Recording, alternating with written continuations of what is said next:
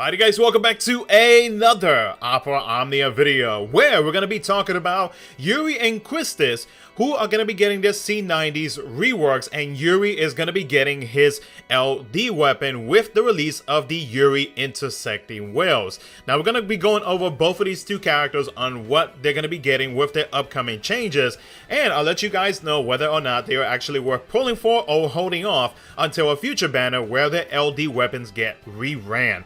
So, as always, if you guys do enjoy the video, consider liking the video and subscribing for future Opera Omnia content. Let me know if you guys are going to be pulling for either of these two characters or what you guys think about these two characters down in the comment section below. And with that being said, let's go ahead and jump into it and talk about Yuri and Quistis. So we'll first start off with Yuri. Now Yuri's rework to his skill 1 is now a 4-hit AoE ranged brave plus an AoE HP attack 2 times.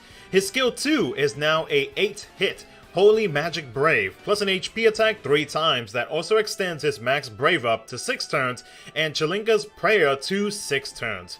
Now with his C90, his EX extension turns his EX ability into a 5-hit AoE Holy Ranged Brave plus an AoE HP attack 4 times that inflicts the Holy Resist Down debuff to all targets for 8 turns after the first HP attack and extends his overhead to 8 turns. Now his overhead also adds a 20% party Brave and HP damage up.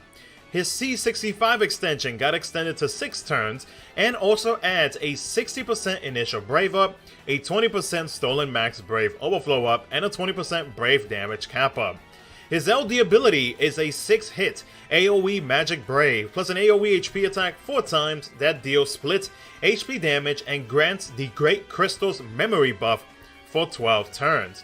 Now his LD buff provides him with a 40% Brave damage up, a 30% HP damage up, and whenever he is attacking a target, he inflicts 1 stack of the Ring Lock debuff for 6 turns. Now while Ring Lock is active on any enemy, it changes his Brave attack to Magic Blast Holiga. To increase the Ring Lock stack by 1, you need to have the debuff inflicted on the enemy and Great Crystal's memory active and have Yuri attack the target to increase it by 1. Now, once you use Magic Blast Holiga, it extends active buffs by 1, has high turn rate, and doesn't increase the turn count. Now, if Ring Lock is removed between 1 to 3 stacks, it becomes an AoE Magic HP attack, followed up with a 7-hit AoE Holy Magic Brave, plus an AoE HP Trap attack 2 times that deals split HP damage. And whenever this goes off, you are basically hitting the Brave command that changed over to Magic Blast Holiga to activate that attack between the 1 to 3 stacks. Now, if Ring Lock is removed at 3 stacks or more, because technically you can go past 3 stacks up to 4 stacks. In the City Compendium, it says that he has a max stacks of 3, but it can exceed the max stacks up to 4. So it is possible to get that far.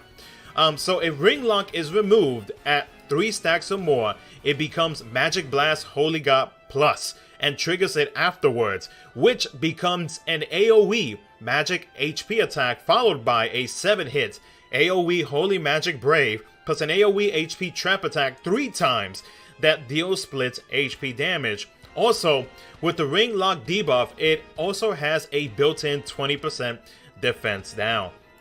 Now with Quistis rework to his skill 1 is a 6-hit melee brave plus an HP attack 2 times. Her skill 2 becomes an 8-hit melee brave plus an HP attack 2 times. Her LD ability is now a 10-hit AoE melee brave plus an AoE HP attack 2 times. And then with her LD buff, Instructor's Insight adds a party HP damage up based on the number of stacks on her LD buff by either 10%, 15%, or 20%. With her C90, her EX extension turns her EX ability into a 7-hit melee brave plus an HP attack 3 times that delays the target by 1 turn. The buff from her EX ability, Instructor's Whip, now adds a self 20% HP damage up and an additional party 20% stolen and gained max Brave overflow up for a total of 40% each. And finally, her C65 extension got extended to 13 turns and adds a 20% party attack up and a 20% party brave damage cap up. So why pull for either Quistis or Yuri? So let's start off with Quistis. Quistis, she is the delay queen. She is able to delay single target and AoE targets as well. She does provide some pretty good party auras via her LD buff and her EX buff. But the biggest thing about her is that as long as you have her LD buff active, regardless of what stacks she actually has, she is able to ignore the turn delay resistance, but it does exclude break delay resistance. So that's one thing to note about it. So with that, like basically if the enemy says that they cannot be delayed or if their turns are framed, guess what? Quistis ignores that and you will be able to delay with Quistis. So she is a delay queen, which is why a lot of people call her that, or just maybe it's just myself, I don't know. But regardless of that, one thing that I will say, that if you do not have her LD weapon and if you are planning to pull on this banner, if you do manage to get it, great, because there is a future Divine Bahamut fight where her ability will come in handy greatly because one, the Lufenia orb counter is extremely low and gets lower and lower as the fight progresses, and then two, with her being in the party, it makes that fight so much easier. So, and which I mean, there are other ways to get around with that fight even if you don't have Quistis, but like having her or having that ability to be able to ignore turn delay resistance really does come in handy, especially for that fight. So if you don't have a delayer in your team for any in your roster of characters for any new players or players who just recently started, Quistis is a pretty good pickup to have. Now with Yuri, Yuri has become a much better damage dealer, one that deals holy damage, and especially with that debuff, able to deal additional HP damage, just really makes him an overall strong character to have. His overhead is able to provide some party auras as well. Nothing too crazy. I mean, like, it does provide party attack up, Stolen Max Brave Overflower, Brave Regen, HP Regen. So I mean, it's some pretty good auras, and I don't think his LD ability provide anything? No, it's just to himself.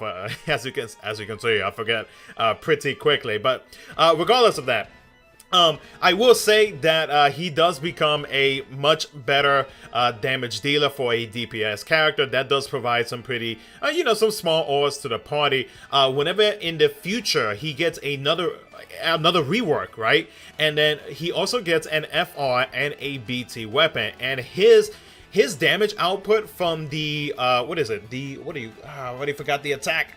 The Magic Blast Holiga, right? His damage output on that becomes way stronger because, like, the amount of damage that you can actually dish out whenever he gets his second rework later on is insane. Like, you'll be able to tell in this gameplay that he deals up to 7 HP dumps because of that debuff that is inflicted onto the enemy. So overall, like, if you're thinking about building Yuri later on in the future, in about like what, a couple months from now, whenever he gets his FR and his BT weapon, picking up his LD wouldn't be a bad idea if you decide you want to throw some tickets or gems or whatever it is you want to do at this banner, because that'll be one less thing you have to worry about later on. But if you want to hold off and wait until his FR/BT release, then that is fine too, because with this Lufenia fight, let me look up the information real quick on this fight, because this Lufenia fight is not too terrible. The only thing is that whenever the enemy spawns the ads, they can be slightly annoying, because I think after a certain amount of actions,